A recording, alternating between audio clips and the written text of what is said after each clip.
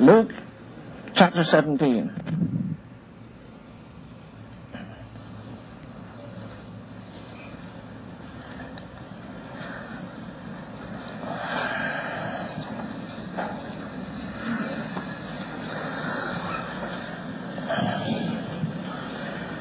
Luke 17, and reading from verse 26.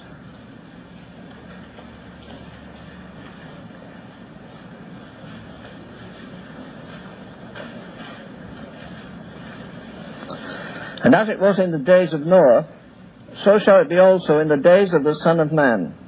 They did eat, they drank, they married wives, they were given in marriage, until the day that Noah entered into the ark, and the flood came and destroyed them all.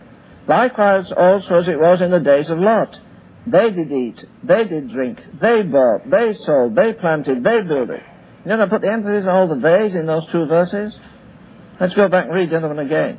It was in the days of Noah, so shall it be in the days of the Son of Man. They did eat, they drank, they married, they were given in marriage until the day that Noah entered the ark. Likewise also as it was in the days of Lot. They did eat, they drank, they bought, they sold, they planted, they builded. In other words, God wasn't in the plan at all. They satisfied every desire that they had. And some of those things are good. It's not wrong to get married. It is if you marry the wrong person. If you get married to the right person, it's heaven, and if you don't, it's the other place.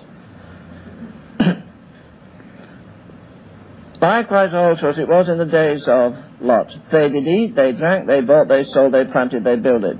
But the same day that Lot went out of Sodom, it rained fire and brimstone from heaven and destroyed them all. As it was in the days of Noah. What was it like in the days of Noah? Chapter 6 of Genesis.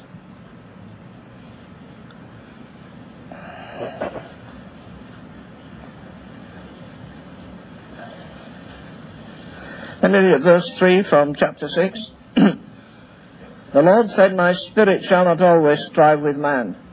I think that applies to individuals. I believe it applies with nations.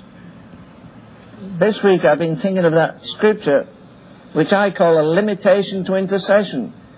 It says, there is a sin unto death, and ye shall not pray for it. I guess you think it's nice to preach. Well, it is sometimes.